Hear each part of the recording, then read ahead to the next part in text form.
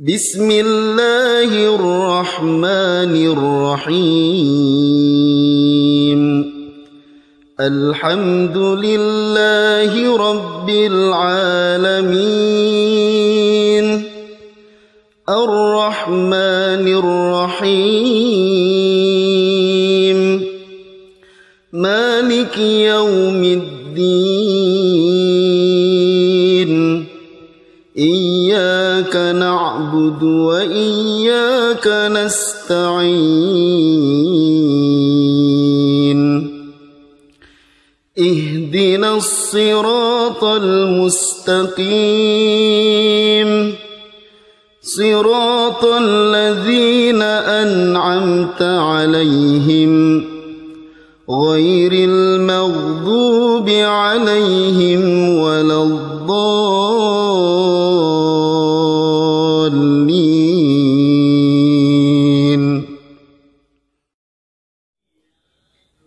Bismillahirrahmanirrahim. Assalamualaikum warahmatullahi wabarakatuh. Bismillah, alhamdulillah, wassalatu wassalamu ala rasulillah wa ala alihi wa sahbihi wa mawalah. Asyhadu an la ilaha illallah wahdahu la syarikalah, wa asyhadu anna muhammadan abduhu wa rasuluh alladzi la nabiyya ba'dah. Qala Allah ta'ala fil Qur'anil Karim, a'udzu billahi minasyaitonir rajim. Bismillahirrahmanirrahim. Hamim, Ain Sin Qaf. Kadzalika yuhi ilaika wa ilal ladzina min qablika Allahul Azizul Hakim. Shadaqallahul azim. Alhamdulillah wa syukrillah, pada kesempatan kali ini saya bisa kembali hadir menyapa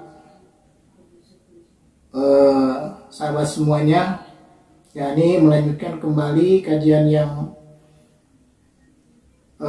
tertunda karena beberapa kesibukan, sehingga pada kesempatan kali ini kita akan melanjutkan lagi ringkasan tafsir dari surah Asy-Syura. Surah Asy-Syura ini masih tergolong dari surah-surah Makkiyah, artinya surat-surat yang diturunkan sebelum hijrah Rasulullah Shallallahu Alaihi Wasallam. Terdiri dari 53 ayat, diturunkan setelah surah Fussilat, dan arti dari Asy-Syura itu sendiri artinya musyawarah. Adapun isi kandungan yang terdapat di dalam surah Asy-Syura ini ada beberapa hal. Yang pertama berkenaan dengan cara wahyu diturunkan kepada, khususnya kepada Rasulullah SAW, umumnya kepada rasul-rasul dan nabi-nabi sebelumnya, yang mana Allah sebutkan di dalam surah ini di ayat yang ke-3. Kadzalika yuhi ilaika wa ilal ladzina min qablika Allahul Azizul Hakim. Dan seperti itulah Allah mewahyukan kepadamu Muhammad dan kepada orang-orang sebelum kamu, Allah yang Maha Perkasa, Maha Bijaksana. Di dalam hadis, di dalam tafsir Ibnu Katsir menjelaskan bahwa Aisyah radhiyallahu anha bersabda menerangkan tentang hadis yang menjelaskan tentang bagaimana wahyu Allah itu turun kepada baginda Rasulullah Sallallahu Alaihi Wasallam. Hadis ini ya hadis dari Aisyah radhiyallahu anha yang diriwayatkan oleh Imam Malik. Ya. Disebutkan di dalam hadis ini bahwasanya Haris bin Hisham bertanya kepada Rasulullah SAW, ya Rasulullah, bagaimana caranya wahyu itu turun kepadamu? Lalu Rasulullah SAW menjawab, kadang-kadang wahyu itu datang kepadaku seperti gemerincing suara lonceng. Dan itu cara yang paling berat yang aku rasakan. Kemudian Rasulullah SAW juga melanjutkan sabdanya, kadang-kadang juga wahyu itu dibawa oleh malaikat Jibril. Malaikat Jibril datang kepadaku menjelma seorang laki-laki. Kemudian dia membacakan wahyu Allah yang diturunkan kepadaku, kemudian aku mengikuti bacaannya. Nah, itulah caranya wahyu itu datang kepadaku. Itu jawaban Rasulullah kepada Haris bin Hisham yang bertanya tentang bagaimana caranya wahyu itu diturunkan Allah kepadaku. Jadi kadang-kadang datang seperti suara gemerincing lonceng, dan itu yang dirasakan berat olehku untuk menerimanya. Kadang-kadang juga wahyu itu datang kepadaku dibawa oleh malaikat Jibril yang menjelma seorang laki-laki. Jibril membacakan kepadaku, kemudian aku mengikuti bacaannya. Di dalam hadis yang lain yang diterima juga masih dari Aisyah radhiyallahu anha, bahwasanya Aisyah berkata, suatu hari aku melihat Rasulullah SAW sedang menerima wahyu di musim yang sangat-sangat dingin. Nah, kemudian setelah wahyu itu selesai turun, aku melihat di kening Rasulullah bercucuran keringat. Padahal itu keadaan udara yang sangat dingin. Berarti ini menandakan betapa beratnya wahyu itu diterima oleh baginda Rasulullah Shallallahu Alaihi Wasallam. Inilah yang dimaksudkan di dalam ayat ketiga yang Allah sebutkan di surah As-Surah ini. Kadzalika yuhi ilaika wa ilal ladzina min qablikallaahul azizul hakim.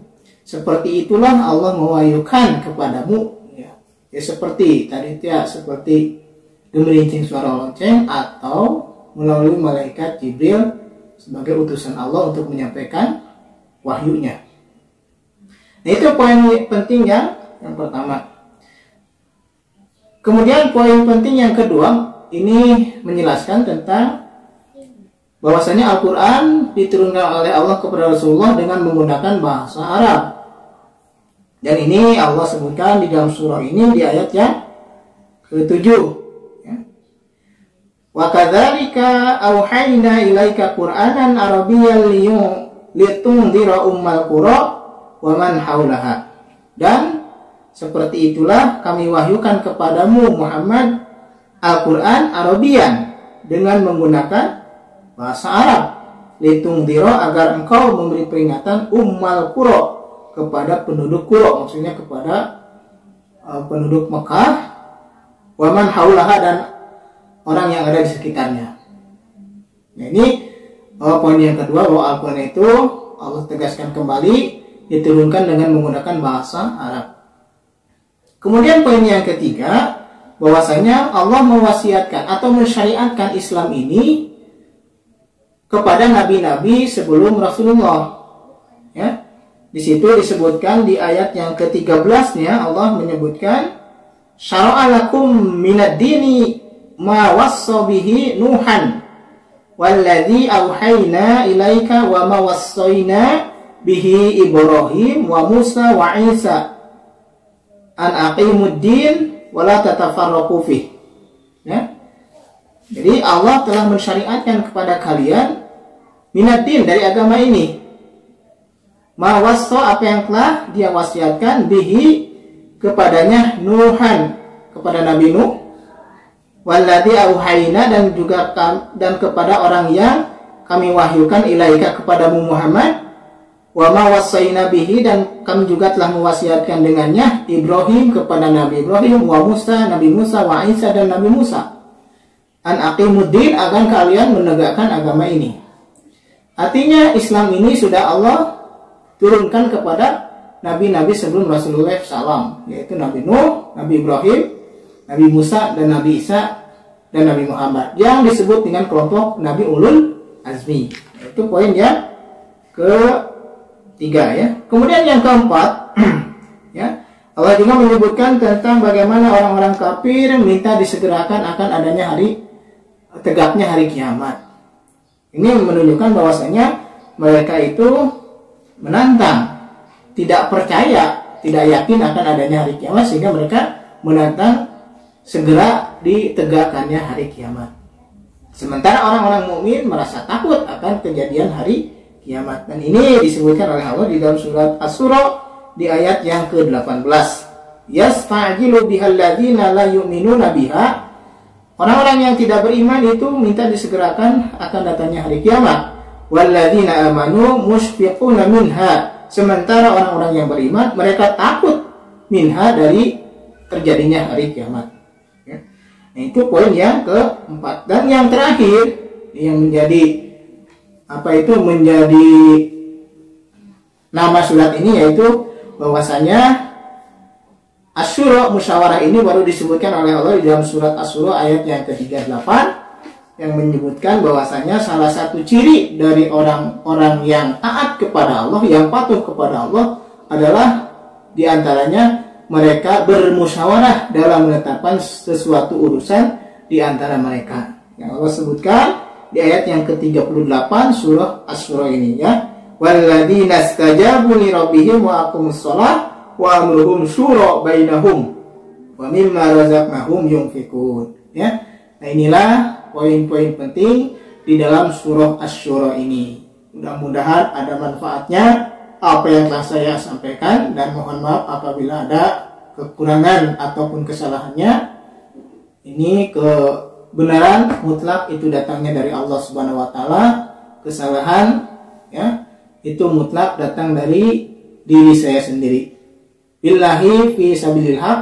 Assalamualaikum warahmatullahi wabarakatuh.